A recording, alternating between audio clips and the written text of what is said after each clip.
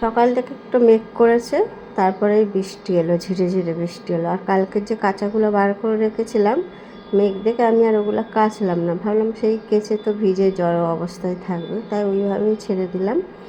আর ওর ছেলে যাবে একটু কলেজের কিছু একটা মানে দরকারি আছে, তার জন্য বললো মা আমি এসে খাবো একেবারে। তা আমি বললাম সকাল থেকে কিছু খাসনি কি, চল তোকে একটা ঝটপট একটা টিফিন বানিয়ে দিই বলে একটু অল্প অল্প ছিল ক্যাপসিকাম 2 রকমের আর ডিমগুলো দিয়ে ভাবলাম ঝটপট একটু ওকে 2 পিস করে দিই টোস্ট, কারণ খেয়ে না গেলে কখন আসবে না আসবে সেই হয়তো একটা চিন্তা থেকে যাবে, কি খাবে না খাবে, তাই ঝটপট করে একটু করে দিলাম।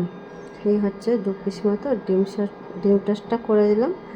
বাচ্চাটা দেখে বলছে আমাকেও দেবে, তাও দিলাম। সত্যি কথা বলতে লঙ্কা দিয়েছিলাম কুচি কুচি করে, লঙ্কাগুলো ও এখন গ্রিনগুলো দেখে কি বলছে তো লঙ্কা, মানে সবুজ ক্যাপসিকামগুলো দেখে বলছে ওগুলো লঙ্কা, আমি খাবো না। আমি বললাম লঙ্কা না খা, তাই ওকে 2 পিস পাউরুটি দিয়ে দিলাম, খেয়ে যাক, তারপরে বাকি টিফিনগুলো